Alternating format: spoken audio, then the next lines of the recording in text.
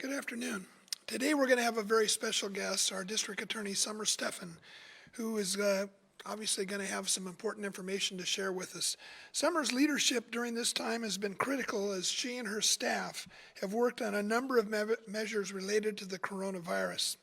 They're working to prevent price gougers and scammers from taking advantage of this crisis to rip off San Diegans.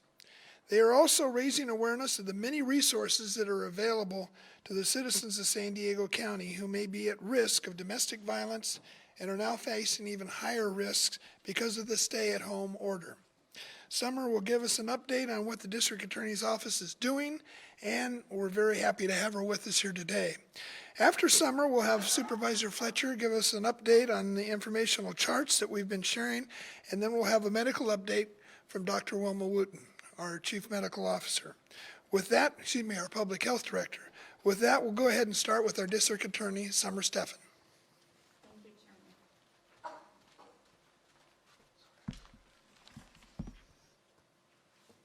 Chairman. Good afternoon. Thank you, Chairman Cox, Supervisor Fletcher, and CAO Helen Robbins-Meyer for this opportunity to update the public about coronavirus-related efforts at the District Attorney's Office. First thing is to make sure the public knows that our 1,000 employees are on duty, and we've been able to adjust and adapt so that we can continue to serve victims of crime and to safeguard communities. While this crisis has brought us together and stronger than ever, it also has provided an opportunity for greedy people and those who want to take advantage of vulnerabilities based on fear. We see more charity scams. We see fake cures for the coronavirus being exploited. And we also are very, very concerned about the trend that we're expecting based on past experience, and that's having people take advantage of the economic impact payments that are coming to our community that many are looking forward to, and unemployment checks also. Because of these scams, here are some very important prevention tips. Don't email back any organization that claims to be a charity before you check the Attorney General's Charities tab to see if it's legitimate, and then go on the official charity's website rather than click that button because it may be a phishing scam. Also, don't believe anyone that tells you that they have a cure. Check with your medical professional and listen to the amazing doctors, Dr. Wooten, Dr. Nick, and Dr. McDonald at the county, and what they are advising you about. Again, also, it's really important that you understand that IRS or any legitimate government entity will not be calling you and asking you for your personal private information before they send you a check. That's not going to happen. So if in doubt, call the official person or government before you do anything else. I want to be very clear that we will not tolerate people taking advantage of our consumers through price gouging. And as you know, San Diego's efforts has been noted twice by the governor for the proactive approach to helping our consumers. Our office and our tip line has fielded over 240 tips of different claims of price gouging, and we've served notice to cease and desist on 24 businesses, most of whom immediately complied. We looked at everything from masks being charged 3 and 4 times the price to milk, water, eggs, and toilet paper, and we take those seriously.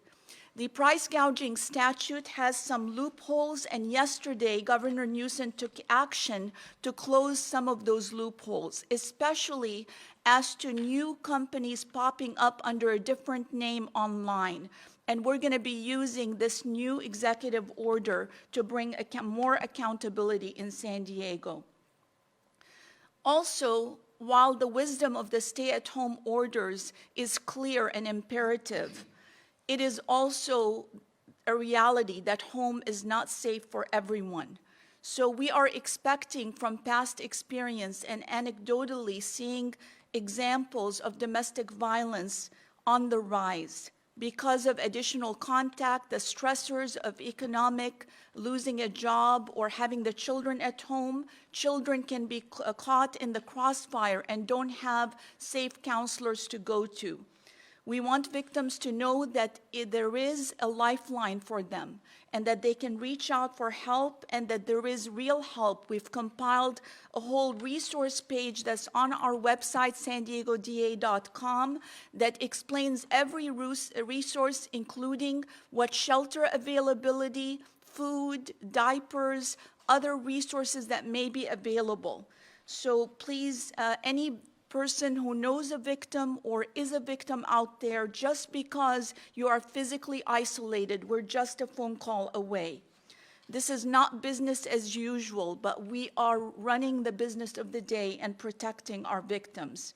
Another area that we're coordinating is with our courts. Now, I want to thank the leadership of our court, the presiding judge, Lorna Oxney, assistant presiding judge, Judge Smith, and the criminal presiding judge, Judge Arabidi, for their tireless efforts. Even though the court's front has been closed, the work has been going on with the court 24/7 in order to make sure that there is access to justice balanced with the real reality of this pandemic.